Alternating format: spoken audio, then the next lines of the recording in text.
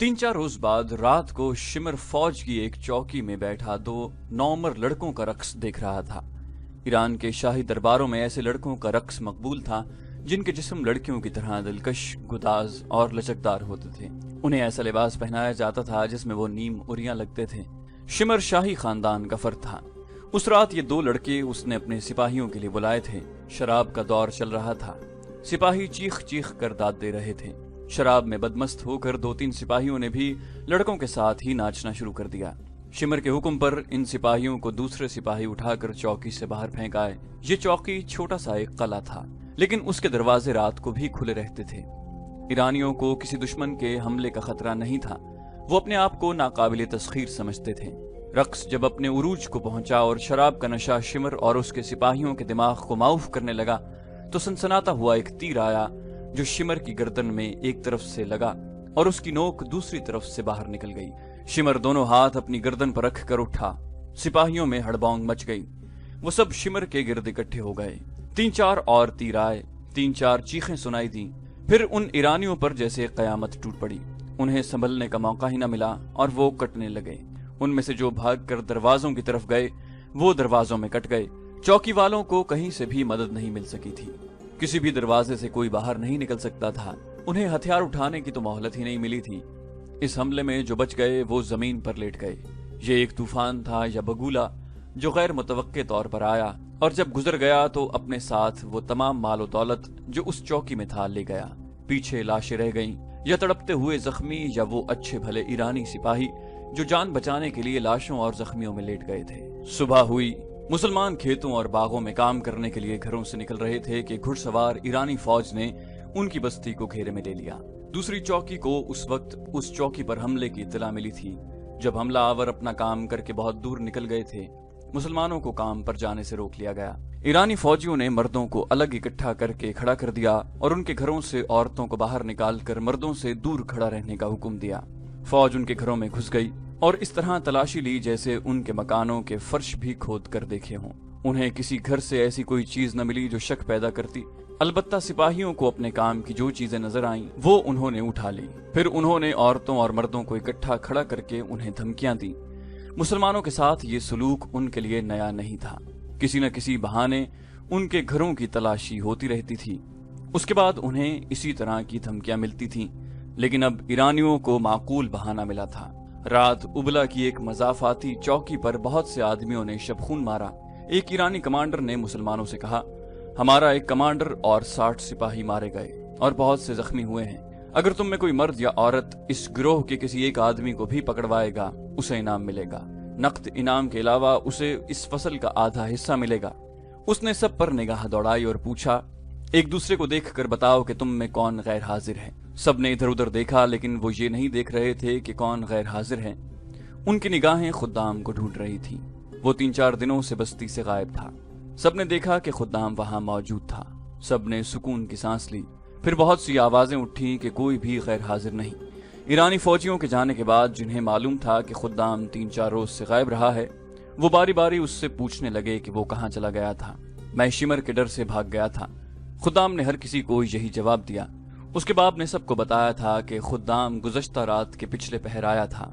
उस रोज बाग में काम करते हुए जोहरा और खुद्दाम काम से खिसक गए और उस जगह जा बैठे जहां उन्हें कोई नहीं देख सकता था। जोहरा खुशी से पागल हुई जा रही थी और वो रह रह कर खुद्दाम की बलाएं लेती थी। ये कैसे हुआ खुद्दाम? उसने खुशी से लड़खड़ाती हुई जबान से पूछा। ये हुआ कैसे? इसे अल्लाह की मदद कहते हैं जोहरा। खुद्दाम ने कहा, अब न कहना कि खुदा मदद नहीं करता। खुद्दाम जोहरा संजीदा हो गई, जैसे उसके होंठों पर कभी मुस्कुराहट ही ना आई हो। खुद्दाम के चेहरे पर नजरें गाड़ कर कदरे परेशानी से बोली, सच कहो खुद्दाम, शिमर के कातिल तुम ही तो नहीं? कहते हैं रात सहराई डाकुओं के बहुत बड़े गिरोह ने शिमर की चौकी पर उस वक्त शबखून मारा जब वो शराब और रक्स में बदमस्त था। खुद्दाम के अचानक कहकहे ने बिनते सऊद की बात पूरी न होने दी। वो हंसता ही रहा, जैसे उससे बड़ा मजाक उसने कभी न सुना हो। खुद्दाम ने कहकहे में एक राज छुपा लिया था। जोहरा को ये खतरा नजर आ रहा था कि खुद्दाम गैर मामूली तौर पर दलेर, गैरतमंद और जिस्मानी लिहाज से ताकतवर और फुर्तीला है। कहीं ऐसा तो नहीं हुआ कि वो शिमर को कत्ल कराने के लिए डाकुओं के गिरोह से जा मिला हो। उस जमाने में सहराई डाकुओं के गिरोह फौजी दस्तों की तरह अपनी कार्रवाइयां करते थे। वो मुसाफिरों के काफिलों को लूटते और अगर फौज के मुकाबले में आ जाते तो जम कर मुकाबला करते और लड़ते लड़ते यूं गायब हो जाते जैसे उन्हें सहरा की रेत और रेतीले टीलों ने निगल लिया हो। जोहरा ने कई बार देखा था कि 2-3 अजनबी मुसाफिर आए और ये बताकर कि वो बहुत दूर जा रहे हैं किसी मुसलमान के घर ठहरे और सुबह होते ही चले गए।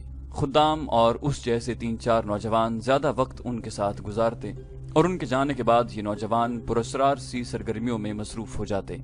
जोहरा ने यह भी देखा था कि अजनबी मुसाफिरों के जाने के बाद मुसलमान कबीलों के बुजुर्ग सर जोड़कर बैठ जाते और सरगोशियों में बातें करते। फिर जब मुसलमान खेती बाड़ी, बागबानी और दीगर कामों में मसरूफ होते तो ये बुजुर्ग उनके दरमियान घूमते फिरते और उनके साथ ऐसी बातें करते जैसे वाज कर रहे हों। अपने मजहब को न छोड़ना, बुजुर्ग इस किस्म की बातें करते रहते। जिस खुदा के भेजे हुए रसूल सल्लल्लाहु अलैहि वसल्लम को मानते हो उस खुदा की मदद आ रही है। आतिश परस्त ताकतवर हैं, बहुत ताकतवर हैं, लेकिन वो अल्लाह से ज्यादा ताकतवर नहीं। साबित कदम रहो, जालिम का हाथ कटने वाला है, अल्लाह मजलूमीन के साथ है। कब, आखिर कब? एक रोज एक आदमी ने झुंझुलाकर उन बुजुर्गों से पूछा, खुदा की कसम तुम ये कह रहे हो कि हम जुल्म सितम सहते चले जाएं और चुप रहें और तुम्हारे वाज सुनते रहें? अगर आज हम कह दें कि हम मुसलमान नहीं और इस्लाम के साथ हमारा कोई ताल्लुक नहीं तो गुलामी की जंजीरें टूट जाएं। खुदा की मदद आ रही है, लेकिन कब? एक बुजुर्ग ने इस आदमी के साथ काम करने वाले एक आदमी से कहा, इसे अच्छी तरह समझाओ, इसे बताओ कि इस इलाके में ये सदियों पुराने खंडर हैं। खुदा का हाथ इनमें से उठेगा और जालिम का हाथ कट जाएगा। इन बुजुर्गों के सीनों में वही राज था जो खुद्दाम ने जोहरा बिन्त सऊद से छुपा लिया था। ईरानी कमांडर शिमर की चौकी पर जो इतना जबरदस्त शबखून मारा गया था वो पहला शबखून नहीं था। उबला के इलाके में ये पहला था। ये चौकी चूंकि आबादी के करीब थी इसलिए उन मुसलमानों को पता चल गया था। अगर उनके घरों की तलाशी न लेनी होती तो शायद उन्हें पता ही न चलता। इराक के सरहदी इलाके में ये दूसरी तीसरी रात ईरानियों की किसी न किसी चौकी पर ऐसा ही शबखून पड़ता और शबखून मारने वाले चौकी में कत्लो गारत करके वहां से जो माल और सामान हाथ लगता लेकर गायब हो जाते। 2 बार ईरानी फौज ने ये जवाबी कार्रवाई की कि कसीर तादाद घुड़सवार दस्ता शबखून मारने वालों की तलाश में गया। उस सरसब्ज और शादाब इलाके से निकलते ही सहरा शुरू हो जाता जो हमवार सहरा नहीं था। वहां रेत की गोल गोल और ऊंची ऊंची टेकरियां थीं। आगे वसी नशेब थे जिनमें अजीबो गरीब शक्लों के टीले खड़े थे। रेत की पहाड़ियां थीं जिनसे शोले से निकलते महसूस होते थे। इस खौफनाक इलाके में जो मील हा मील फैला हुआ था सहरा के भेदी ही जा सकते थे। किसी अजनबी का वहां जाना ही महाल था और वहां जाकर जिंदा निकल आना तो नामुमकिन था। दोनों बार ईरानी फौज के घुड़सवार दस्ते का ये अंजाम हुआ कि उसे घोड़ों और इंसानों के नकूश पा मिलते रहे जो साफ बताते थे कि ये एक गिरोह है और शबखून मारने वाला यही गिरोह हो सकता है, मगर ये नकूश उन्हें सीधे मौत के मुंह में ले गए। ईरानी जूं ही पहले नशेब में दाखिल हुए और पूरा दस्ता नशेब में उतर गया तो उन पर तीरों की बौछारें आने लगी। पहली बौछार में कई सवार और घोड़े घायल हो गए। जख्मी घोड़े बेलगाम होकर इधर उधर भागे। सारे दस्ते में भगदड़ मच गई। उन पर तीर बरसते रहे मगर बिखर जाने की वजह से तीर खता होने लगे। भूल भुलैयों जैसे इस नशेब में से चंद एक घुड़सवार निकले। उनके हाथों में बर्छियां थी। उनके कुर्ते बड़े लंबे और सरों पर स्याह कपड़े इस तरह लपेटे हुए थे कि उनके चेहरे और गर्दनें भी ढकी होती थीं। उनकी सिर्फ आंखें नजर आती थीं। इन घोड़ों के कदमों में और उनके सवारों के बाजुओं में ऐसी फुर्ती थी कि ईरानी सवार जो पहले ही हिरासा थे बर्छियों से जख्मी होकर गिरने लगे। इनमें से कई भाग निकले। वो टीलों और घाटियों वाले नशेब से तो निकल गए लेकिन रेत की गोल गोल टेकरियों में दाखिल हुए तो घूमने लगे। इन सैकड़ों टेकरियों में जो एक दूसरे के साथ साथ खड़ी 3-4 मील की वुसअत में फैली हुई थी, यही खतरा होता है कि कोई अजनबी उनके अंदर चला जाए तो वो अंदर ही अंदर चलता रहे, निकल नहीं सकता। आखिर थक कर बैठ जाता है। प्यास से हल्क में कांटे चुभने लगते हैं और रेगिस्तान के ये गोल गोल भूत उसे बड़ी अजियतनाक मौत मारते हैं। दूसरी बार ईरानियों के सवार दस्ते पर किसी और जगह से ऐसा ही हमला हुआ था और सवार बिखर कर इधर उधर भाग रहे थे तो उन्हें एक ललकार सुनाई दी, जरतुश्त के पुजारियों, मैं मुस्ना बिन हारिसा हूँ, जरतुश्त को साथ लाओ। मुस्ना बिन हारिसा। इस ईरानी दस्ते के जो सवार जिंदा बच गए वो नीम मुर्दा थे। उन्होंने अपने कमांडरों को बताया कि इन्हीं सहरा में ये ललकार सुनाई दी थी। उसके बाद ईरानियों की सरहदी चौकियों पर छापे पड़ते रहे लेकिन उन्होंने छापा मारों के ताक़ुब की और उनकी तलाश की जुर्रत न की। बाज छापों के बाद ये ललकार सुनाई देती थी, मुस्ना बिन हारिसा, आतिश परस्तो मैं मुस्ना बिन हारिसा हूँ। फिर मुस्ना बिन हारिसा दहशत का, किसी जिन भूत का, किसी बदरूह का एक नाम बन गया। ईरानी फौज इस नाम से डरने लगी। उन्होंने मुस्ना बिन हारिसा या उसके गिरोह के किसी एक आदमी को पकड़ने के बहुत एहतमाम किए, लेकिन जब कहीं शबखून पड़ता था तो ईरानी फौजी, जिनकी जुर्रत और बेजिगरी मशहूर थी, दहशत से दुबक जाते। ये था वो मुस्ना बिन हारिसा जो फरवरी 633 ईस्वी के एक रोज मदीना में खलीफतुल मुस्लिमीन अबू बकर रज़ियल्लाहु अन्हु के सामने एक गुमनाम अजनबी की हैसियत से बैठा था। वो जुनूबी इराक का रहने वाला और अपने कबीले बनु बकर का सरदार था। तारीख में ऐसा इशारा कहीं भी नहीं मिलता कि उसने कब और किस तरह इस्लाम कबूल किया था। ये उसी की काविश का नतीजा था कि न सिर्फ उसके अपने कबीले ने, बल्कि इन इलाकों में रहने वाले कई और कबीलों ने इस्लाम कबूल कर लिया था। जब जंगे यमामा खत्म हुई और इर्तदाद के फितने का सर कुचल दिया गया, तो मुस्ना बिन हारिसा ने इराक के जुनूबी इलाकों में ईरानियों के खिलाफ जिहाद शुरू कर दिया। उन्होंने उन मुसलमानों में से जो ईरानी बादशाही की रियाया थे एक गिरोह बना लिया और ईरानी फौज की सरहदी चौकियों पर शबखून मारने शुरू कर दिए। उनके शबखून इस कदर अचानक और तेज होते थे कि चौकी वालों को संभलने का मौका नहीं मिलता था और मुस्ना का गिरोह सफाया करके गायब हो जाता। उन्होंने बड़े ही दुश्वार गुजार सहरा में अपना अड्डा बना लिया था, जिसे उन्होंने माल गनीमत से भर दिया था। फिर उन्होंने उन बस्तियों पर भी शबखून मारने शुरू कर दिए जहां सिर्फ ईरानी रहते थे। मुस्ना ने सरहद पर ईरानी फौज को बेबस और मजबूर कर दिया। ईरानी फौज के कई सीनियर कमांडर मुस्ना के हाथों मारे गए थे। मुस्ना बिन हारिसा ने दूसरा काम ये किया कि इराक के जुनूबी इलाके में जो मुसलमान जुल्म सितम में जिंदगी गुजार रहे थे, उन्हें उसने अपने जमीन दोज असर में लेकर मुत्तहिद रखा हुआ था। उनका एक गिरोह था जो शबखून मारने का काम करता था और एक गिरोह बस्तियों में रहकर मुसलमानों को इत्तेहाद की लड़ी में पिरोए रखता था और उन्हें बताता रहता था कि बाहर क्या हो रहा है। मुसलमान अपने छापा मारों की कामयाबियां देख रहे थे और वो मुतमईन थे। ये थी वो खुदाई मदद जिसके इंतजार में वो ईरानियों का जुल्म सितम सह रहे थे और अपना मजहब नहीं छोड़ रहे थे। वरना मजालिम से बचने का उनके सामने बड़ा सहल तरीका ये था कि इस्लाम से मुनहरिफ होकर आतिश परस्त हो जाते। खुद्दाम ने जोहरा से कहा था कि वो 3-4 दिनों के लिए गायब हो जाएगा। वो गायब होकर छापा मारों के अड्डे पर चला गया था और उन्हें ईरानी कमांडर शिमर के मुतालिक बताया था। उसकी चौकी तक छापा मारों की रहनुमाई उसी ने की थी। चौकी पर हमला भरपूर तरह कामयाब रहा। उसके फौरन बाद खुद्दाम अपने घर आ गया।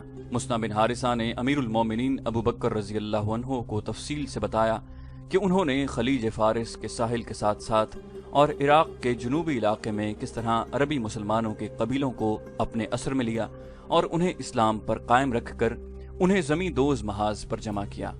तुझ पर अल्लाह की रहमत हो इब्ने हारिसा, खलीफा रज़ियल्लाहु अन्हु ने कहा, तू अगर ये मशवरा देने आया है कि मैं ईरानियों पर फौजकशी करूं तो मुझे सोचना पड़ेगा। क्या तूने देखा नहीं कि ईरानियों की फौज की तादाद कितनी है और उनके वसाइल और जराए कितने वसी और लामहदूद हैं। हम अपने मुस्तकर से इतनी दूर कलील तादाद और बगैर वसाइल कसीर तादाद और ताकतवर फौज के मुकाबले के काबिल नहीं होते। लेकिन मैंने सल्तनत फारिस को नजरअंदाज भी नहीं किया। मुस्ना ने अपने सीने पर हाथ रखकर कहा, अगर एक आदमी इतने बड़े मुल्क की फौज के साथ टक्कर ले सकता है और उन पर मुसलमानों के अस्करी जज्बे की धाक बिठा सकता है, तो मैं अपने अल्लाह के भरोसे पर कहता हूँ कि ये एक मुनज़्ज़म फौज बहुत कुछ कर सकती है। मैं उस आतिश परस्त सल्तनत की अंदरूनी कैफियत दिखाया हूँ। शाही खानदान तख्त ताज की खातिर आपस में दस्तो गिरेबां हो रहा है। आप जानते हैं कि शहनशाह हरकल फारसियों को नैनवा और दस्त जर्द में बहुत बुरी शिकस्त दे चुका है। उसकी फौजें आतिश परस्त फारसियों के दारुल हुकूमत मदाइन के दरवाजों तक पहुंच गई थी। उसके बाद फारसी संभल नहीं सके। अगर इनमें ऐश परस्ती को देखा जाए तो वो संभले हुए लगते हैं, लेकिन अब उनमें बादशाही के ताज पर रस्साकशी हो रही है। यमन उनके हाथ से निकल गया है और वहां के हाकिम बाजान ने इस्लाम कबूल कर लिया है। उनकी रियाया उनकी जंजीरें तोड़ना चाहती है। उनकी महकूमी में उनके जुनूबी इलाकों के मुसलमान मेरे इशारे पर मदीना की फौज के मुंतजिर हैं। तुझ पर रहमत ही रहमत हो मुस्ना। अमीरुल मोमिनीन ने कहा, लारैब तेरी बातें मेरे दिल में उतर रही हैं। मेरा अगला कदम वहीं पड़ेगा जहां तू कहता है। क्या यह बेहतर नहीं होगा कि मैं सालारों की मजलिस से बात कर लूं? ऐ अमीरुल मोमिनीन, मुस्ना ने कहा, फैसला वही बेहतर होता है जो सुलह और मशवरे के साथ किया जाता है। लेकिन मैं अमीरुल मोमिनीन से इजाजत चाहूंगा कि जो कहना चाहता हूं वो कह लूं और आप मेरी बातें सालारों के सामने जरूर रखें। दजला और फरात जहां मिलते हैं, वहां के बड़े वसी इलाके में अरबी कबीले आबाद हैं जो सब के सब मुसलमान हैं। चूंकि वो मुसलमान हैं, इसलिए वो आग के पुजारी बादशाहों के जोरो सितम का निशाना बने हुए हैं। मस्जिदों पर भी उनका हक तस्लीम नहीं किया जाता। फारसियों के हाथों उनकी जान महफूज नहीं, उनकी इज्जत महफूज नहीं। वो मुसलमान फसल उगाते हैं, जो पक जाती है तो आतिश परस्त जमींदार और फौजी उठा कर ले जाते हैं। वहां मुसलमान मज़ारे हैं और उन्हें धुतकारी हुई मखलूक समझा जाता है। वो मुसलसल खौफ व हरास में रहते हैं। इनके खिलाफ इल्जाम सिर्फ ये है कि वो मुसलमान हैं और कुफ्र के तूफानों में भी वो इस्लाम की शमा रोशन किए हुए हैं। वो मदीना को रोशनी का मीनार समझते हैं। अमीरुल मोमिनीन, अगर आप बैठे ये सोचते रहें कि दुश्मन बहुत ताकतवर है तो वो रोज बरोज ताकतवर होता जाएगा और मुसलमान मायूस होकर अपनी भलाई का कोई ऐसा तरीका सोच लेंगे जो इस्लाम के मनाफी होगा। मेरे छापामारों ने जो कामयाबियां हासिल की हैं और आपकी फौज के लिए जो जमीन हमवार की है, वो दुश्मन के हक में चली जाएगी। क्या रसूल अल्लाह सल्लल्लाहु अलैहि वसल्लम मजलूम मुसलमानों की मदद को नहीं पहुंचा करते थे? खुदा की कसम, मैं उनकी मदद को पहुंचूंगा। खलीफा अबू बकर रज़ी अल्लाह अन्हु ने कहा और अपने पास बैठे हुए एक सालार से कहा, वलीद का बेटा खालिद कहाँ है? अमीरुल मोमिनीन यमामा में आपके अगले हुक्म का इंतजार कर रहा है। उन्हें जवाब मिला, कोई तेज रफ्तार कासिद भेजो और उसे पैगाम भेजो कि जल्दी मदीना पहुंचे। खलीफा अबू बकर रज़ी अल्लाह अन्हु ने कहा, फारस की बादशाही से हम अल्लाह की तलवार के बगैर नहीं लड़ सकते। खलीफा मुसना से मुखातिब हुए, वापस जाओ और अरब कबीलों के जिस कदर आदमी इकट्ठे कर सकते हो कर लो। अब तुम्हें खुली जंग लड़नी पड़ेगी, जो तुम शबखून और छापों के अंदाज से भी लड़ सकते हो, लेकिन अपने फैसलों में तुम आजाद नहीं होगे। खालिद सालार आला होगा, तुम उनके फैसलों के पाबंद होगे। तस्लीम अमीरुल मोमिनीन। मुसना बिन हारिसा ने कहा, एक और अर्ज है, इस इलाके में जो अरब फैले हैं वो सब के सब मुसलमान नहीं, उनमें ईसाई भी हैं और दूसरे अकीदों के लोग भी। वो सब आतिश परस्तों के खिलाफ हैं। फारस के आतिश परस्त उनके साथ भी वही सलूक करते हैं जो मुसलमानों के साथ करते हैं। अगर अल्लाह ताला ने हमें फतह अता फरमाई तो गैर मुस्लिम अरबों के साथ ऐसा ही सलूक होना चाहिए जैसा वहां के अरब मुसलमानों के साथ होगा। अबू बकर रज़ी अल्लाह अन्हु ने कहा, ऐसा ही होगा। जिन्होंने इस्लाम के खिलाफ कुछ नहीं किया, इस्लाम उनकी परेशानी का बायस नहीं बनेगा। तुम आज ही रवाना हो जाओ। खालिद रज़ी अल्लाह अन्हु उस वक्त यमामा में थे। उनकी दोनों नई बीवियां लैला और बिन्त मुजा उनके साथ थीं। अमीरुल मोमिनीन रज़ी अल्लाह अन्हु का पैगाम मिलते ही खालिद रज़ी अल्लाह अन्हु यमामा से रवाना हुए और मदीना पहुंच गए। क्या मुस्ना बिन हारिसा का नाम तुमने कभी सुना है? खलीफा ने खालिद रज़ी अल्लाह अन्हु से पूछा। सुना है, खालिद रज़ी अल्लाह अन्हु ने जवाब दिया, और ये भी सुना है कि फारसियों के खिलाफ उसने जाती किस्म की जंग शुरू कर रखी है, लेकिन मुझे ये मालूम नहीं कि इसकी जाती जंग जाती मफाद के लिए है या वो इस्लाम की खातिर लड़ रहा है। वो यहाँ आया था। अमीरुल मोमिनीन ने कहा, जहाद जो उसने शुरू कर रखा है उसमें उसका कोई जाती मफाद नहीं। मैंने इसलिए तुम्हें बुलाया है कि तुमसे मशवरा लूं कि मुसना हमसे जो मदद मांगता है वो उसे दी जाए या इस वक्त का इंतजार किया जाए जब हम फारसियों की इतनी बड़ी कुव्वत के खिलाफ लड़ने के काबिल हो जाएंगे। वो किस किस्म की जंग लड़ रहा है? खालिद रज़ी अल्लाह अन्हु ने पूछा।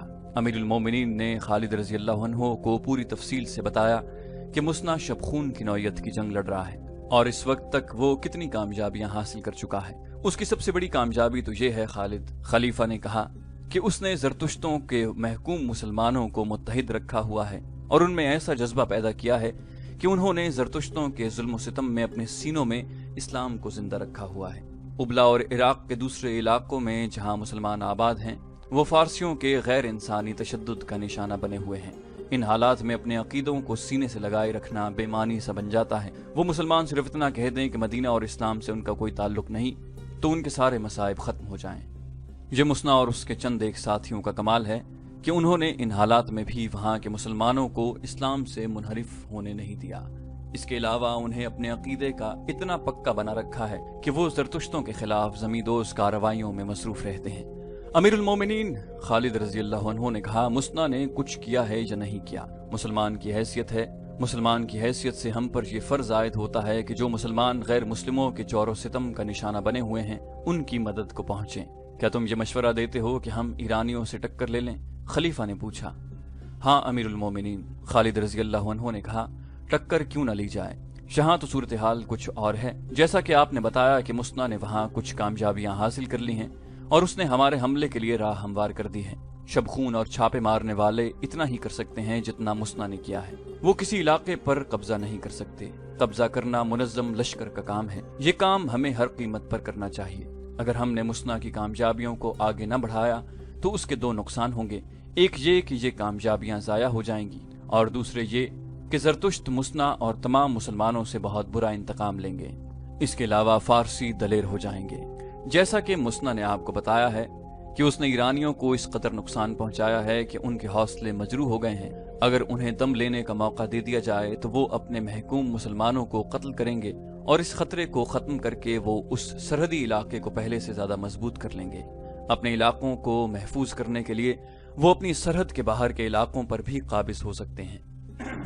اس خطرے سے محفوظ رہنے کی یہی ایک صورت ہے کہ ہم مسنا کی مدد کو پہنچیں، اور پیشتر اس کے کہ زرتشت ہماری طرف بڑھیں، ہم انہیں ان کے اپنے علاقے سے بھی پیچھے ہٹنے پر مجبور کر دیں۔ خلیفہ ابوبکر رضی اللہ عنہ نے خالد رضی اللہ عنہ کو یہ ہدایت دے کر رخصت کر دیا کہ وہ اپنے لشکر کے ساتھ لے کر عراق کی طرف پیش قدمی کریں۔ خلیفہ ابوبکر رضی اللہ عنہ نے کہا، خالد، تمہارے لشکر میں زیادہ تعداد ان لوگوں کی ہے جو بڑے لمبے عرصے سے گھروں سے دور لڑ رہے ہیں۔ انہیں فارسیوں جیسے طاقتور دشمن کے خلاف لڑانا مجھے اچھا نہیں لگتا۔ میں کسی کو مجبور نہیں کروں گا۔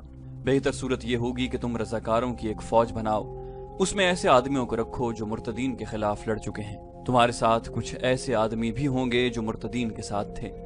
شکست کھا کر انہوں نے اپنی خیریت اسی میں سمجھی کہ وہ اسلامی لشکر میں شامل ہو جائیں۔ ایسے کسی آدمی کو اپنے لشکر میں نہ رکھنا۔ ہم بڑے طاقتور دشمن کو للکارنے جا رہے ہیں، میں اس لیے کوئی خطرہ مول نہیں لینا چاہتا۔ امیر المومنین خالد رضی اللہ عنہ نے پوچھا، کیا آپ مجھے یہ اجازت دے رہے ہیں کہ ان لوگوں کو اپنے لشکر سے نکال دوں؟ نکال دینا اور بات ہے ولید کے بیٹے۔ ابوبکر رضی اللہ عنہ نے کہا، تم اپنے لشکر سے یہ کہنا کہ جو آدمی اپنے گھر کو جانا چاہتا ہے اسے جانے کی اجازت ہے، پھر دیکھنا تمہارے ساتھ کون رہتا ہے۔ اگر تمہارا لشکر بہت کم رہ گیا تو خلافت اس کی کمی کو کسی نہ کسی طرح پورا کرے گی۔ جاؤ ولید کے بیٹے، اللہ تمہارے ساتھ ہیں۔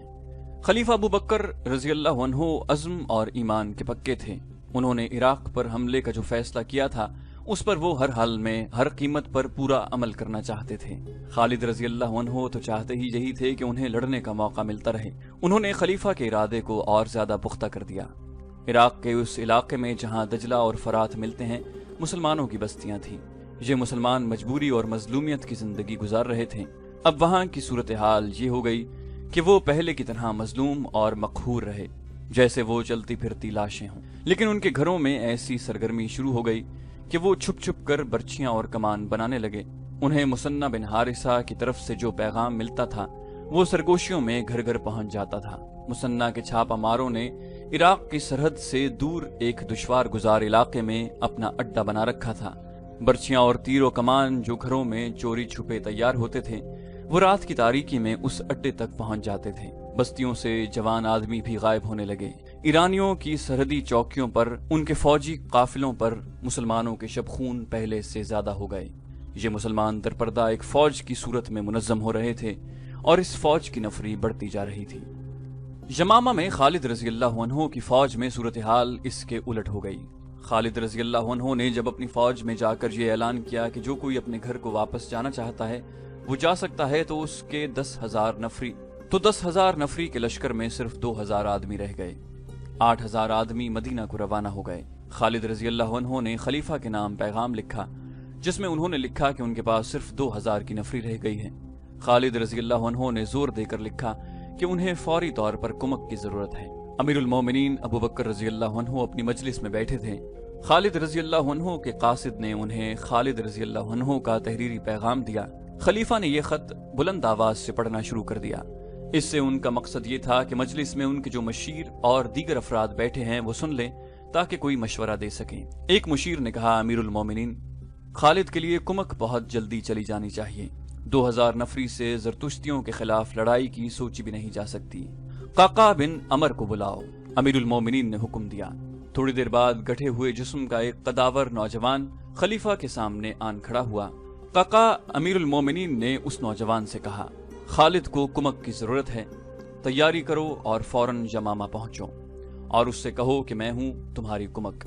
اے امیر المومنین، ایک مشیر نے حیران ہو کر کہا، خدا کی قسم آپ مذاق نہیں کر رہے، لیکن اس سالار کو جس کی 8,000 فوج اس کا ساتھ چھوڑ گئی ہو صرف ایک آدمی کی کمک دینا مذاق لگتا ہے۔ अमीरुल मोमिनीन अबू बकर रजी अल्लाह अन्हु जरूरत से ज्यादा संजीदा थे।